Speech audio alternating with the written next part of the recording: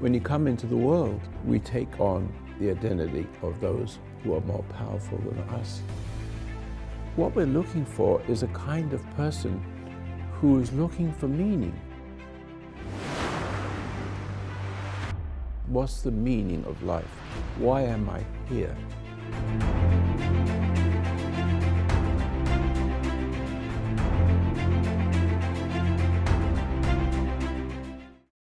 I want to talk about robots because my dad made that up. He says, I don't want you to be robots, like robots for Roy. And then your wife told me about another name that people get called that are the foundation type people that, what is it called? What? Foundies. Foundies, which are... I used to teach at Roy School, and so most Brighton of the... Academy, yeah. Brighton Academy, and most of the kids their parents followed Roy, and that's why they sent... Some of the kids were just there because they liked the school, but others were there, and so the kids had a little nickname for anyone who is dyed-in-the-wool Roy Masters like guy. a Jesus freak, a Bible thumper, a foundie, and a they Roy called bot. them Foundies. Yeah. And this was the kids That's in funny. the school amongst themselves. Oh, he's Probably a Foundie. teenage kids. Or right? his parents are Foundies. Yeah. And one of the things that happened, I had one class that I don't mean to take this away, but this brings it up because I had one class that somehow, I was teaching mathematics to all the high school and junior high school, and then that wasn't working right because they had problems. The junior high school kids need to be separate. They can't be mixed with the high school kids. So we ended up, two teachers, myself and another teacher, took the 7th and 8th grade. This is a junior high school. So, and the 8th grade just happened to be a great combination of kids, and I ended up taking them on a journey, and they took me on a journey. And we ended up winning a grant, $2,000 grant to do a whole program that I said I would do, and we did the whole thing in the class. Fascinating experience.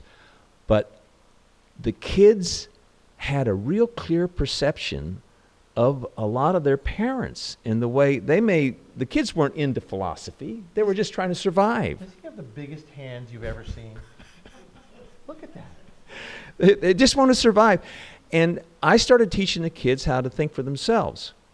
And one of the ways was we had to do things as a group, and so I would say, well, have a meeting and decide what you want to do. And they'd have a meeting, and everybody would fight, and nothing would get done. They said, well, we need more time. And I said, well, you didn't do anything. I don't have any more time.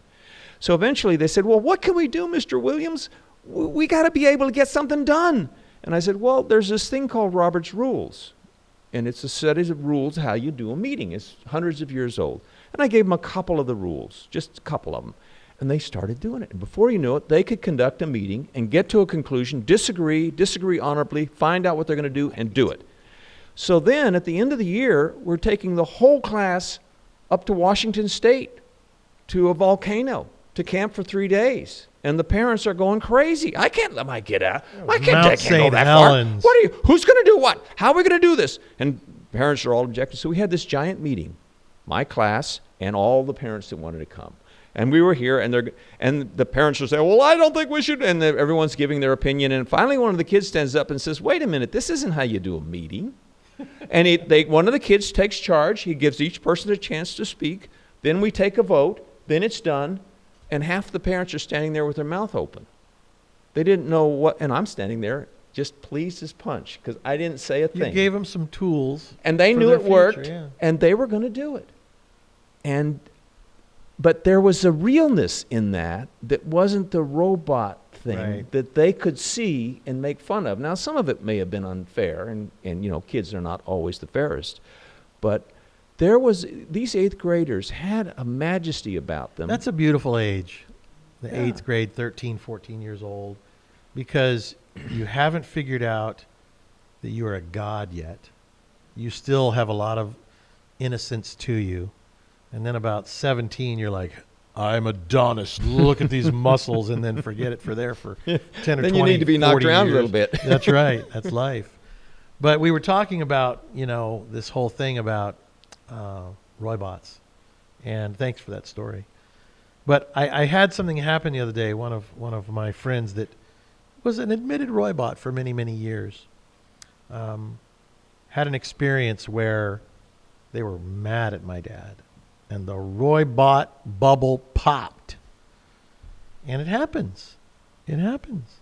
Because if you put somebody up on a pedestal and you start worshiping that person, you're putting somebody right in front of God, and that doesn't make God too happy, of course. It doesn't do you any good. And I know there's a lady in here in the audience that had a similar thing happen. And she said she was, focusing on the wrong man. She needed to be turning her focus to Jesus Christ and not Roy Masters. His job is to do exactly what Chuck did, which is give you some tools and then go live your life. Yeah. And those tools make your life easier. And all they're very simple tools. It's just some little light instruction. But if they all started worshiping you, then they'd be stuck. They would have never been able to go beyond that. Right. And that's the problem with the Roy Bot people, is that they worship my dad. And they can't stop realizing that my dad is a teacher, the way that Chuck was a teacher. And he gives you some tools, and you move on to where you're supposed to be going, which is really in. Because be still and know that he is God. You all have him inside of you. And if you put yourself or any other person or thing in front of him, the journey pretty much ends right there. You kill your unborn self, which David said, my brother last week, that Jordan Peterson said, which I thought was brilliant. You kill your unborn, born again self, like that plant that I thought was dead, but it wasn't dead. It was born again because I took myself out of the way. I let God do his thing with his sunshine and his nourishment. That's what we have to do, is to not be Roy bots, Jesus freaks, Bible thumpers, whatever it is. It's all very simple. Get out of the way. Get out of the way of being born again to your Creator in heaven. And this is what my father talks about, living forever.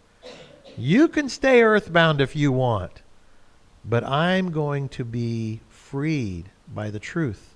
The truth will set you free. And then you leave this behind like a butterfly leaves its old self behind and flies away.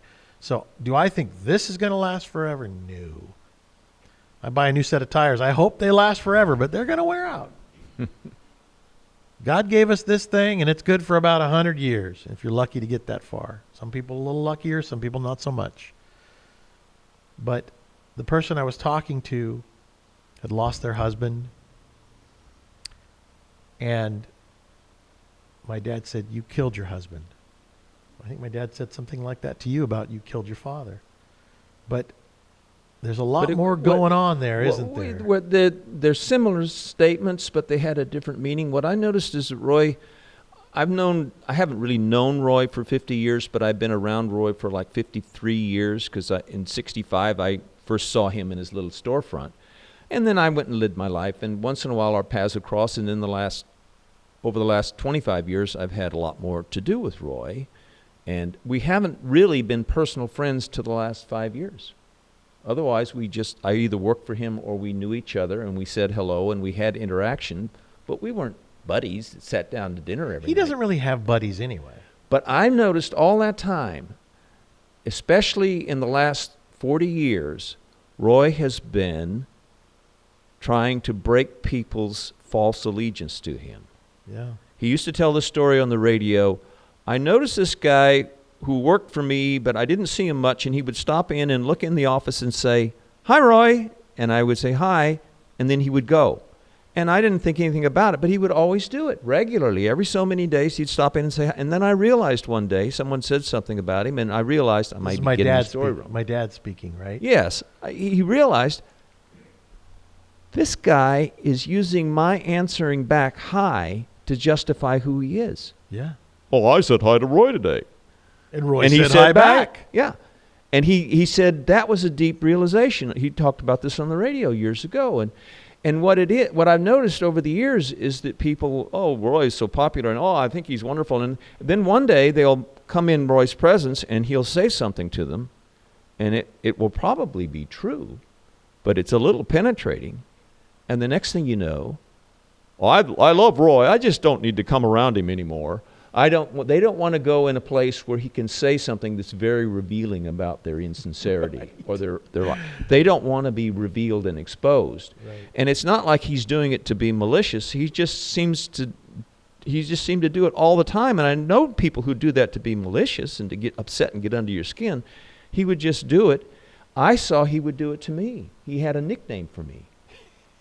My name was Charles or Chuck, and he called me Upchuck because of some things that happened, some dramatic things that happened.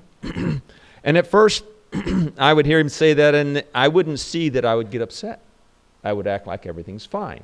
And then over time, he would say it again, and then I had this whole complicated rationale. Well, he does this sort of thing, and I had this explanation in my head that I bought for years. And then at one point, I was on vacation in Florida, and we were in this Jewish restaurant, and all the Jewish people had conversation with the waitresses and everything, and they would put each other down all the time.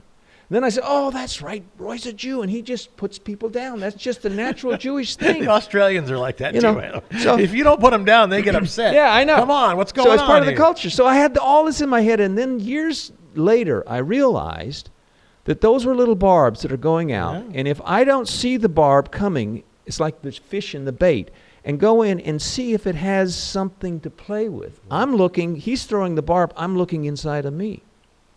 Is there something here that's trying to justify this? Did he cause any dust to fly? Right. It's like sonar, spiritual sonar. Yeah. Will you react? And if you don't react, then you look at him and smile and wink. Okay, And you know when passed he- the test.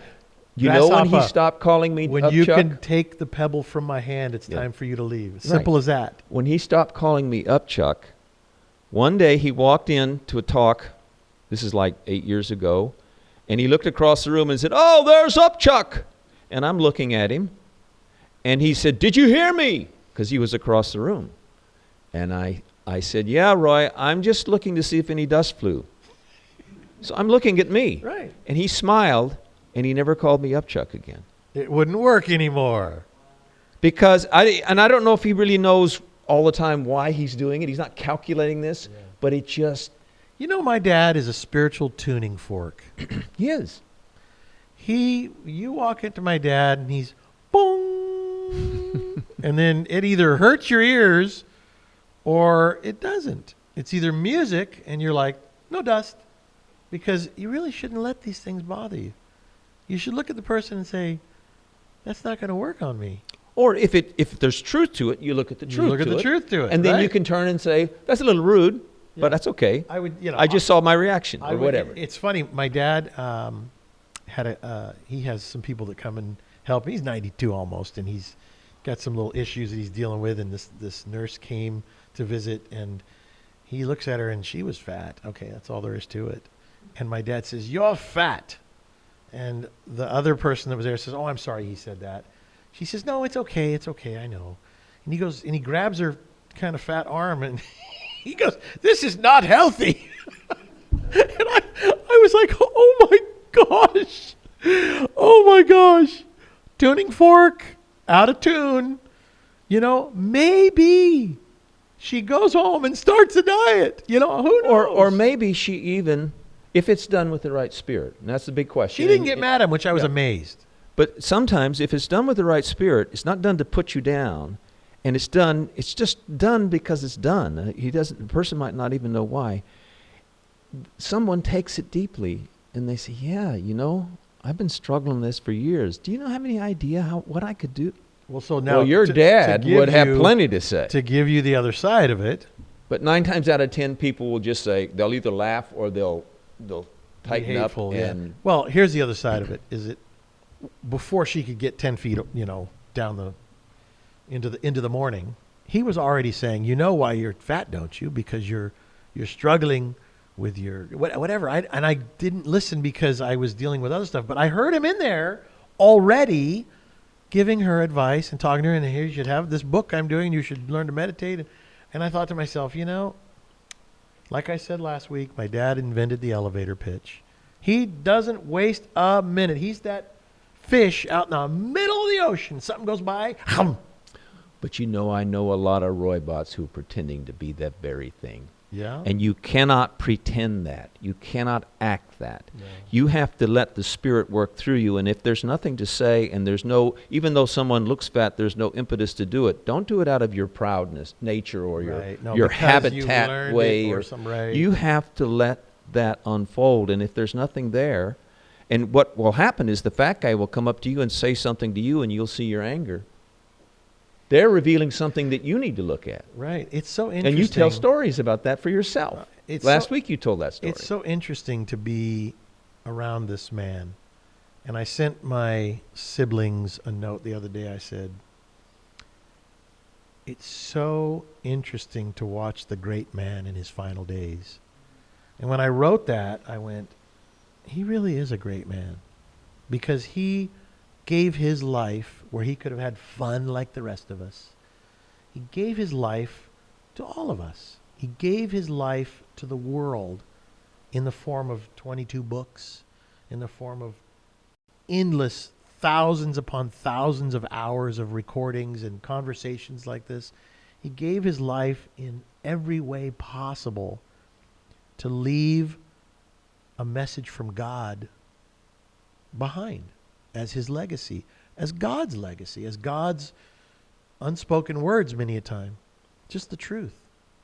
And his words are coming to the world, and at a time when words can travel the whole world. right. His words are coming to the world to prepare us for what is coming. We're at a point of the most achievement of sophisticated societies in the history of the world that we know of. Never has this happened where the whole world is being affected by this sophistication and intelligence and technology and all this stuff. But we also, in the midst of this, we're seeing our sense of our common sense of what's right and wrong being shattered and twisted and turned so rapidly. We don't know what to make of it. And I just see it as these are the beginning waves of a tsunami that's going to come, and it's going to change the world. And his words and what he has to offer us in terms of little keys of how to unlock this mystery are at the best time. And this is not just for the older audiences.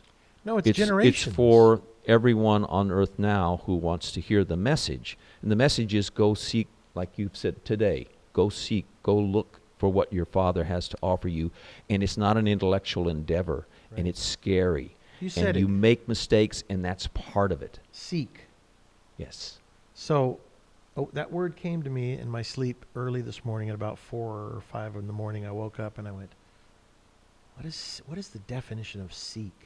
Because we have all these words that we know, but I always wonder, what is the deeper meaning of the word seek?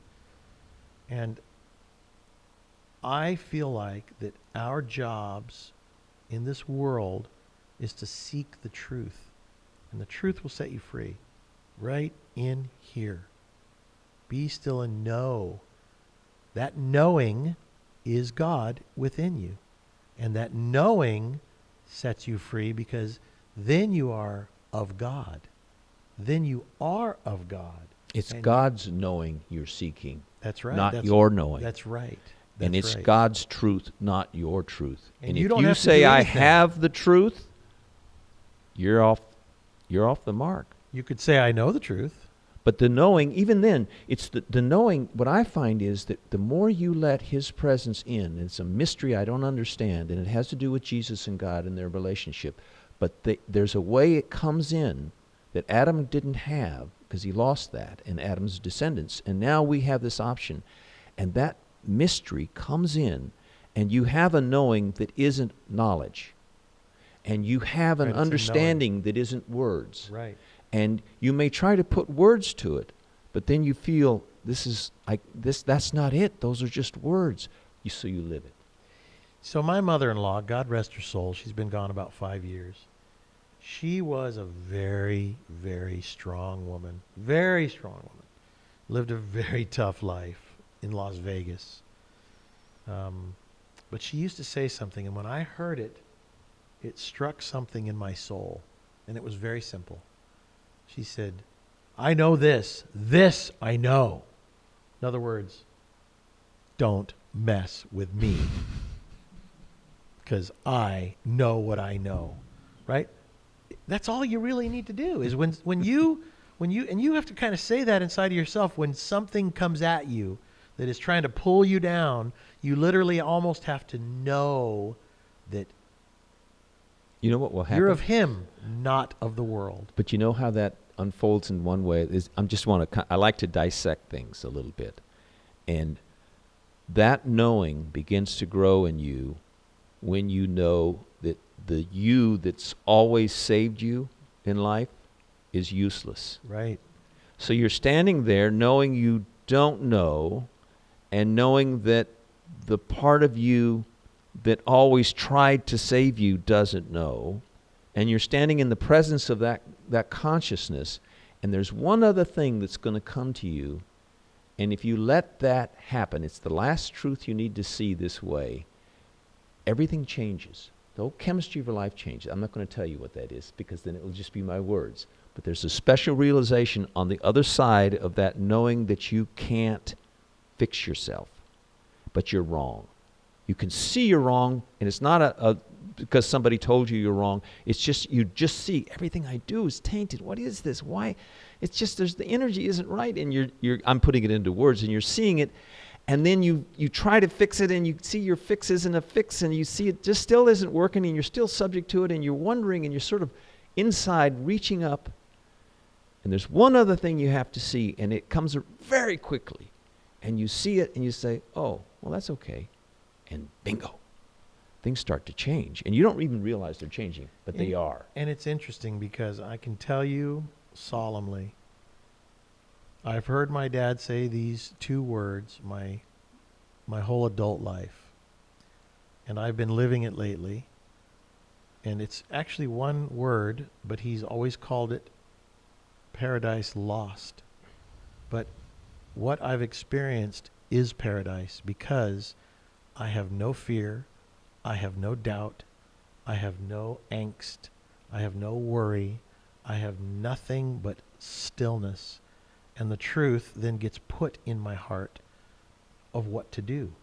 And I believe that that is what my father has always talked about, paradise lost, which is the knowing that comes from your Father in heaven, that you then move with it.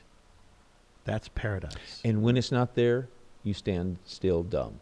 You're still in paradise. Yeah, but I mean, you're not going to make it up. Yeah, if it's not there, you don't know. If you're sincere, if you are truly sincere, you have no desire to. No, and you sit there useless in the chair. You go back to work and water. You're just the doing your plants little thing. Harvest, pick the eggs.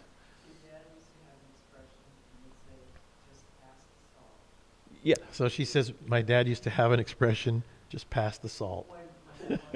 Yeah, when right, it wasn't there, you just go about your business. Yeah. Interesting. Yeah. Well, I can say that I'm experiencing things in my life that I never thought I would attain. Never, because I was willful about trying to attain them. I thought, I'll study, I'll copy, I'll mimic, I'll learn, I'll read, I'll write, None of it. None of it will get you to where you go, where you must go. What are you willing to give up to be closer to God? Everything that you thought was getting closer to God. That's right. And if you give up all that you've been taught, that you've been told, that you've read, that's in the Bible, that's everywhere else, it's very simple. Be still and know that I am God is what he says. So you have to find that stillness. The meditation exercise helps you with that because you've got to see the flotsam and jetsam, the sea of flotsam and jetsam, and all the thoughts and all the things and all the stuff and all of a sudden it goes, wham, and it just kind of turns into the nothingness. What I said, it evaporates because the light of God comes into your soul and all of it just is nothing. It's a no thing. That's what we have to be at some point, is to be willing to be nothing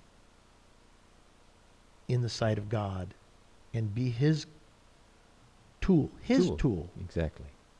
The conduit to his message delivering, to wake up our brothers and sisters in this world, on this world, to let them know that it's a lot easier than you think.